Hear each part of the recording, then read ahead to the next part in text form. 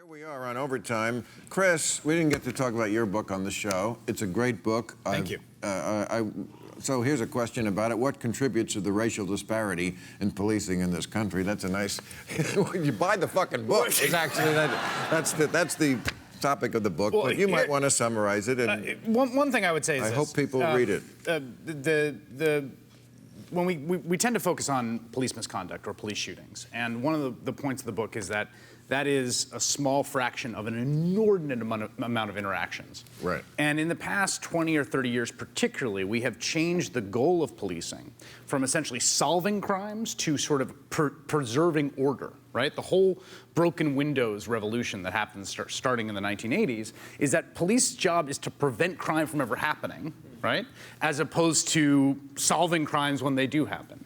And what that means is an unbelievable amount of police-citizen interactions in particularly neighborhoods of color and poor neighborhoods. And a huge amount of those end up in the sorts of situations we see recorded on videotape. At the same time that that's been happening, we've seen homicide clearance rates in this country decline, even as homicides have gone down. So we have gotten out of whack in what we think of policing should be doing, and it's sort of at the core, I think, of where we've gone wrong.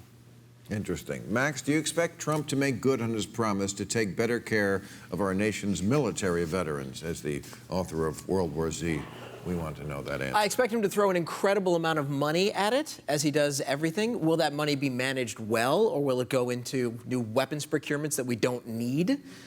Probably the latter. Right. I don't expect him to take care of anybody except him. Right.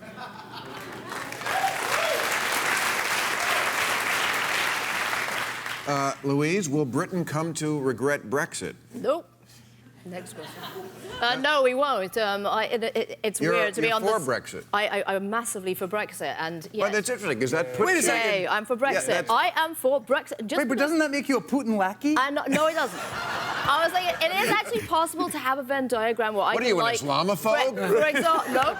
Oh no, I work with Muslims for Britain who were some of the biggest supporters of Brexit because before Brexit, white Europeans, somebody from Belgium was privileged, had the right to come and live in Britain, whereas people that were our citizens who have got relatives in Pakistan couldn't bring them over because the Europeans got priority. So it's not Nigel Farage and Donald Trump. And, maybe Putin likes dogs. I like dogs. There could possibly be an overlap, maybe. I don't know. I am for Brexit. I'm not British. He does like dogs. Or European, but...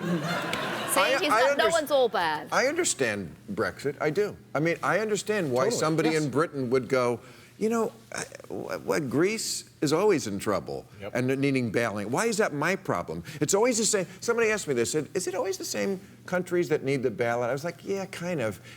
Spain, Portugal, Italy, the sunny places where people are fucking from 1 to 4 in the afternoon. They got better things to do than go to work. Of course their GDP is lower. They're sleeping and fucking in the day. I mean, it's a reasonable trade-off. Phil, it really was only partly the money. I mean, it's portrayed as really racist, but if the President of the United States, in this case it might be a good thing given who is President, had to go to the Prime Minister of Canada for permission every time he wanted to do something, and also get the President of Mexico to sign off as well. That's called and he couldn't do his own thing. But if he had to get permission to do laws, then we just basically felt we should be able to govern ourselves. We're big boys and girls. And if Europe would like to join into the United States of Europe, then God bless. But we don't want to. We prefer to stay British. No, I just feel like there are reasonable sovereignty issues that go to questions of Brexit and also questions of some of these free trade agreements where at the end of the day, America should be able to do what's in America's interest, and they don't have to sign over their sovereignty to other entities, and that's the Who's America? Our America. There's 300 million of us all trying to get along. No, that's not true. In the end, it's one country.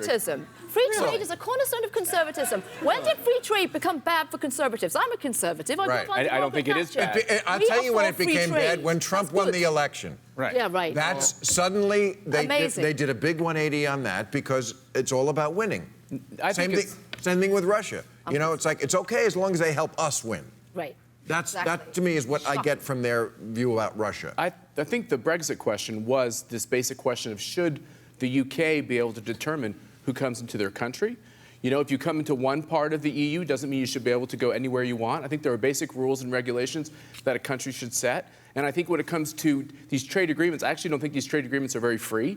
I just think they're contracts. They're they're protectionist. They discriminated against poor third world Caribbean sugar producers, for example, at the expense of rich French That's farmers. not free trade. And that's not free trade. That's protectionism. But she brings up a good point about Muslims, because there was a large section of England that did not want Muslim refugees coming in via Europe.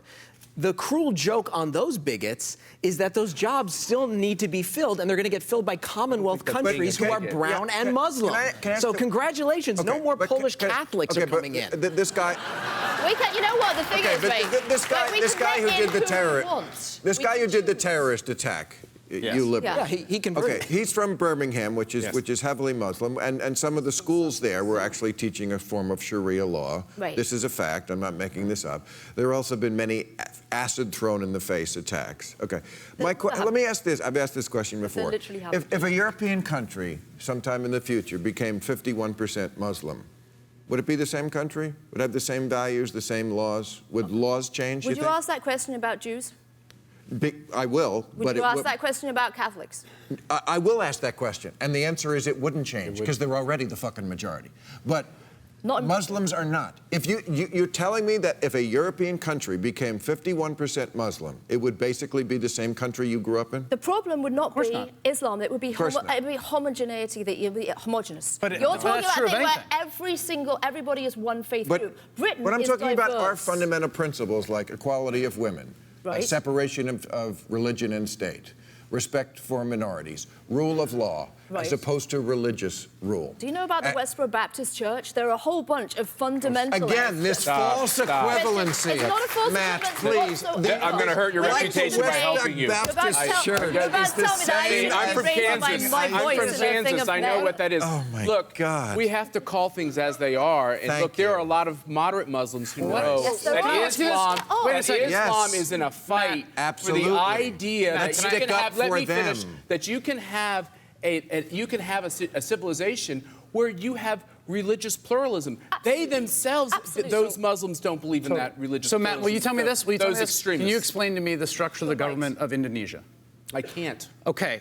Do you know that Indonesia is the largest Muslim country in the world? I've Yes, read that. we do. Yeah. Yeah. So, Yes, and right. you- But then, so if you're telling me you don't know anything about the way that the largest Muslim country in the world operates, I do. anything. I I could didn't give you say statistics anything. about Right, so- Indonesia. I could tell you that in Indonesia, if you want to be a woman policeman or a woman military person, you have to undergo the two-finger test, where they tell if you're a virgin. Right, but that's Indonesia's problem. It's not Britain's Would that problem. answer because my we question? don't It's my have a point religious state. that we're not completely crazy, that assimilation Well, is there are an issue. different types of Islam. me go then back extend and- that, let me extend go that back- argument. Wait, can I extend that I'm argument? sick. I got to go take care of my cold. Thank you very much, everybody.